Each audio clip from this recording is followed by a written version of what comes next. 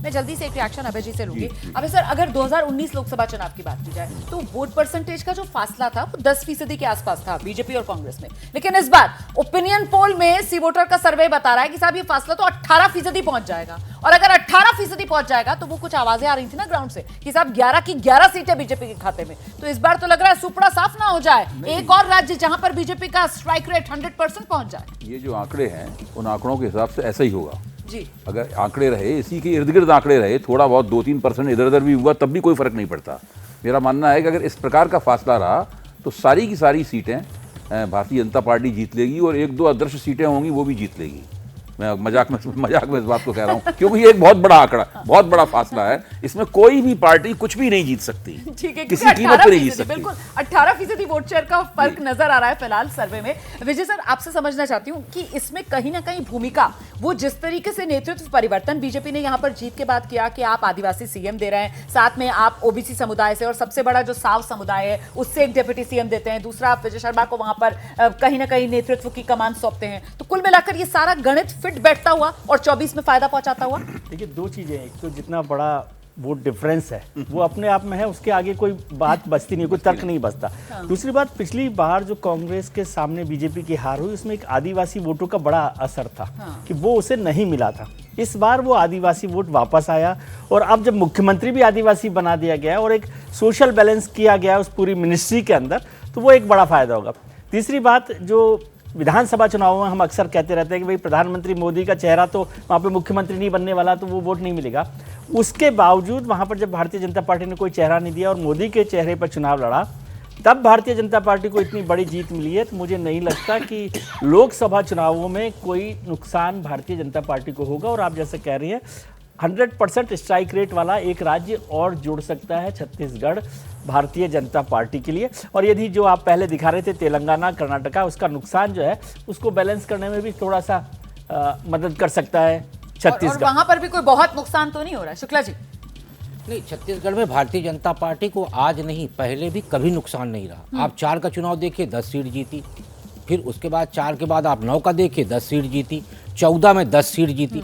तो भारतीय जनता पार्टी हमेशा से छत्तीसगढ़ में लोकसभा चुनाव में बहुत अच्छा प्रदर्शन करके रही है और कभी भी उसका वोट परसेंटेज 45%, यानी जब कम वोट परसेंटेज था तो भी वो 40% वोट लेके 55% पर वो, मैं वही कह रहा हूँ, 40% वोट लेके 98 में 2004 में वो 40% वोट लेके आगे बढ़ रही थी और कांग्रेस कहीं ना कहीं 35%, 38%, 39%। मुझे बहुत दिलचस्पी हो रही है कि अभी हम यहाँ पर जिस तरीके की बात कर रहे हैं उसमें भी कुछ के शर्मा जी कहना चाह रहे हैं, क्या और जोड़ना चाह रहे हैं शर्मा जी, ये सुनना बहुत दिलचस्प होगा। उसके बाद सुजाता जी मैं आपके पास आ रही हूँ। शर्मा जी, और क्या एड ऑन करना है आपको अभी? नहीं, मुझे तो अभय जी जिस ढंग से हंसी उड़ा रहे हैं, अदृश्य शक्ति की बात कर रहे हैं, शायद उनको स्वीकार नहीं हो पा रहा है। वैसे अभी लोग विधानसभा चुनाव में भी इनको कभी स्वीकार नहीं था। सर, उन्होंने मजाक किया रेज़्यूमे का था, एक लाइटर वेन में अदृश्य सीट का था। नहीं शर्मा जी, आप बुरा मत मानिए, वो आपकी आलोचना नहीं थी। नहीं बंधुवर, बुरा मत मानिए, वो आपकी आलोचना नहीं थी, आपकी तारीफ थी। क्योंकि पिछली बार भी आप सोच सकते हैं अभय जी, आप तो बहुत ज़्यादा एनालिसिस्ट भी हैं, बहुत अच्छे। पिछली बार भी हम 51% से वहाँ पर वोट लेकर आए, 50% से ऊपर। तो आप ये सोच सकते हैं कि वहाँ पर भारतीय जनता पार्टी का,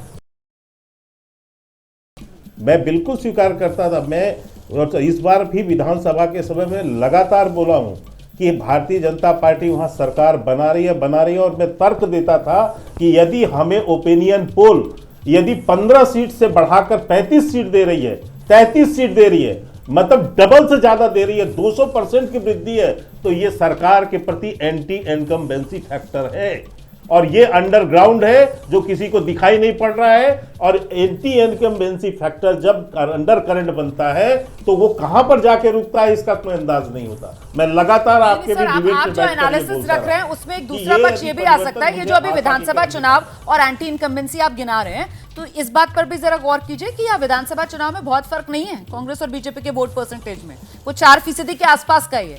लेकिन यहां हम लोग जिस बात को लेकर एनालिसिस कर रहे हैं वो लोकसभा चुनाव में जो वोट परसेंटेज है वो कांग्रेस और बीजेपी में फासला बहुत बढ़ गया। 18%, मतलब बीजेपी जो है वो 2024 लोकसभा चुनाव में 55% वोट परसेंटेज लेकर बहुत आगे निकल सकती है। और इसीलिए हम कह रहे हैं कांग्रेस का सुपड़ा साफ हो सकता है। इसीलिए हम यहां पर एनालिसिस ये कर रहे हैं कि एक और राज्य छत्तीसगढ़ वो बन सकता है जहां बीजेपी का स्ट्राइक रेट 100% पहुंच जाए, मतलब 11 की 11 लोकसभा सीटें बीजेपी के खाते में आ जाएं। सुजाता जी का मैं जल्दी से रुक कर रही हूं। और सुजाता जी, ये तब हो रहा है जबकि मोदी की गारंटी विधानसभा चुनाव में चली है, ऐसे में लोकसभा चुनाव में तो सुपड़ा साफ होने से क्या रोकेगा कांग्रेस का?